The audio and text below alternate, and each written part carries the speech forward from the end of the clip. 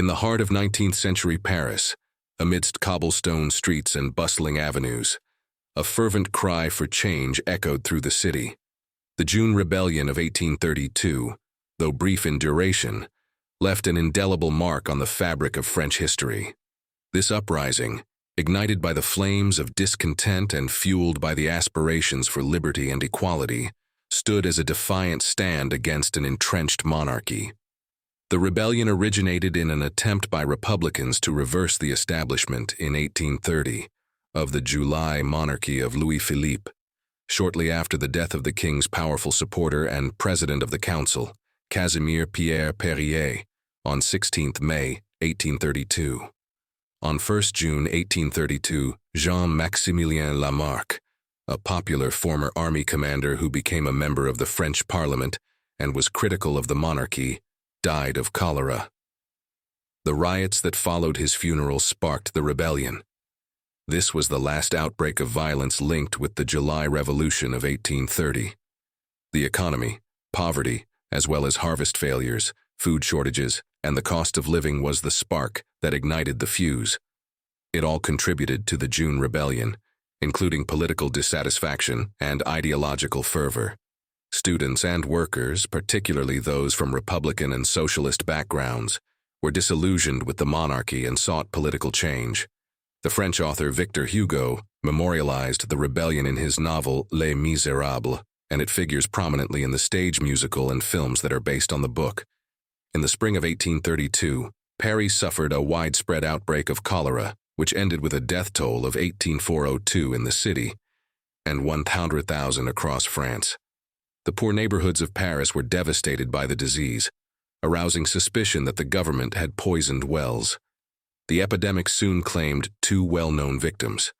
Prime Minister Casimir Périer fell sick and died on 16th May, and the hero of the Napoleonic Wars and reformer Jean-Maximilien Lamarck died on 1 June. The conservative Périer was given a grand state funeral. The funeral of the popular Lamarck, described by Hugo as loved by the people because he accepted the chances the future offered, loved by the mob because he served the emperor well, was an opportunity to demonstrate the strength of the opposition.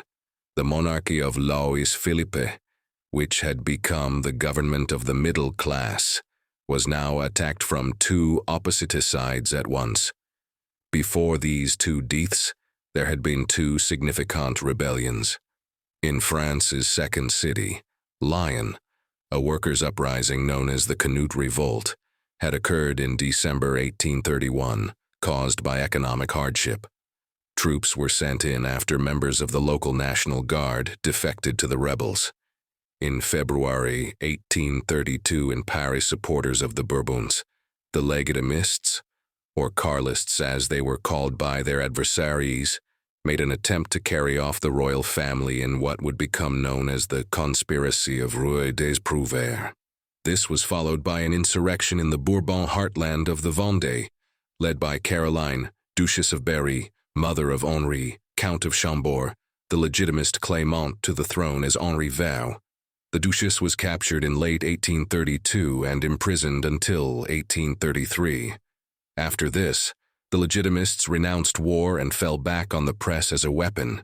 The Republicans were led by secret societies, formed of the most determined and ferocious members of their movement. These groups planned to provoke a riot similar to those that had led to the 1830 July revolution against the ministers of Charles X. The Society of the Rights of Man was one of the most instrumental. It was organized like an army, divided into sections of 20 members each to evade the law that forbade the association of more than 20 persons, with a president and vice president for each section. The Republican conspirators made their move at the public funeral of General Lamarck on 5 June. Groups of demonstrators took charge of the cortege and redirected it to the Place de la Bastille, where the revolution had begun in 1789. Parisian workers and local youth were reinforced by Polish, Italian, and German refugees who had fled to Paris in the aftermath of crackdowns on Republican and nationalist activities in their various homelands. They gathered around the catafalque on which the body rested. Speeches were made about Lamarck's support for Polish and Italian liberty, of which he had been a strong advocate in the months before his death. When a red flag bearing the words La liberté ou la mort, liberty or death, was raised, the crowd broke into disorder and shots were exchanged with government troops. The Marquis de Lafayette, who had given a speech in praise of Lamarck, called for calm, but the outbreak spread.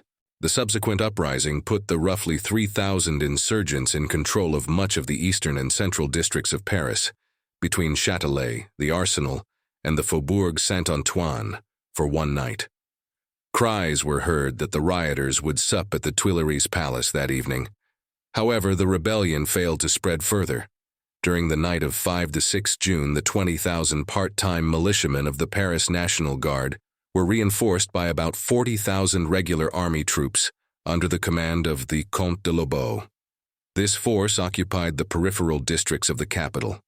The insurgents made their stronghold in the Faubourg Saint-Martin, in the historic city center.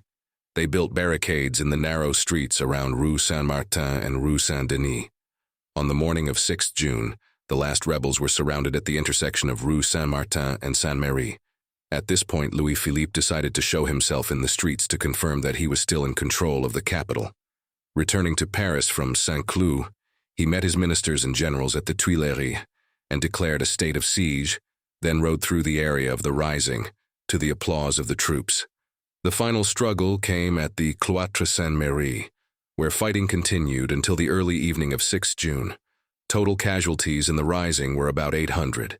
The Army and National Guard lost 73 men and 344 was wounded. On the insurgent side, there were 93 killed and 291 wounded. The forces of the insurrection were spent. The government portrayed the rebels as an extremist minority. Louis-Philippe had shown more energy and personal courage than his Bourbon predecessor Charles II had during the July Revolution 2 years before. When the king appeared in public, his supporters greeted him with cheers. General Sebastini, the foreign minister who directed government forces, stated that local citizens caught up in events congratulated him.